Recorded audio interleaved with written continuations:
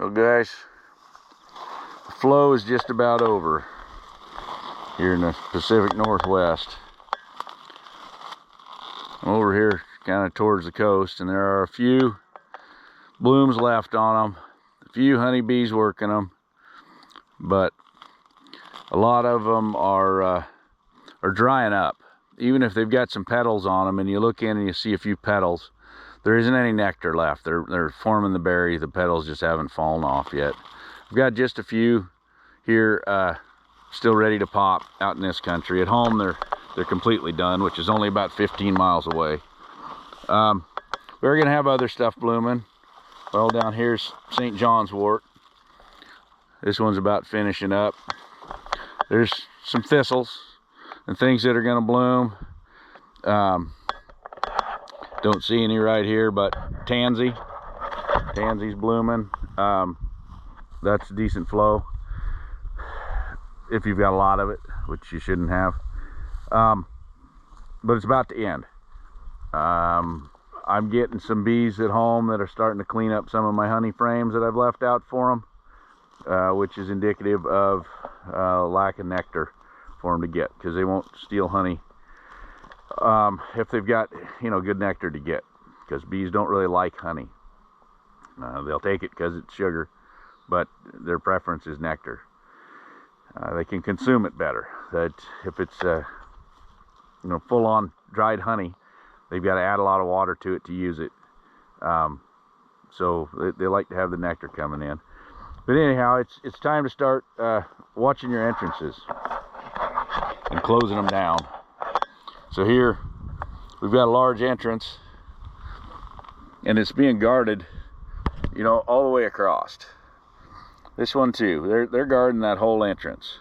When the flow's on big time, that isn't happening. They're not worried about it so much because everybody's happy. But as things start to slow down, the robber bees start showing up looking for things. So like these big guys, even on these big, this is a good sized colony here with 2 supers on it. They still need their entrance closed down. And a lot of mine already have smaller entrances, but even this one, it's a small colony. It's a swarm that came in, this year. They need to get that closed down. They don't have enough bees in there to dedicate to that entire thing to keep robbers out. So shut them down. They don't need a huge entrance to get in and out of.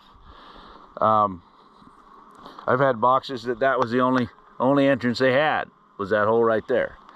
And when the dirt is hard, or you've got a really small colony, that is plenty for them.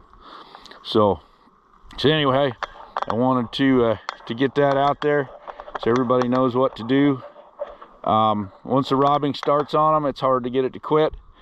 And a large colony like one of these can strip one of these small colonies in a day.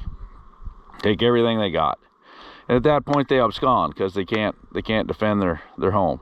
So that's something you need to get on pretty quick. You need to be watching your Varroa counts. I'll start doing some testing here pretty quick and get that on video, so here we'll have a fresh one out. But we need to be watching that now. Don't wait till the end of the summer.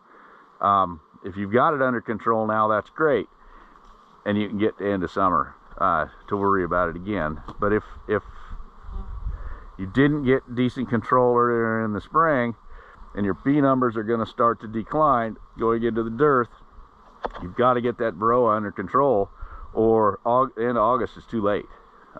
They're crashing on you. So get out there and take a look at them, determine what you need to do for treatment, which treatment you can do if your honey supers are still on. Pull your honey supers and treat them with something else. Figure it out, evaluate it. I don't have the answers for Varroa.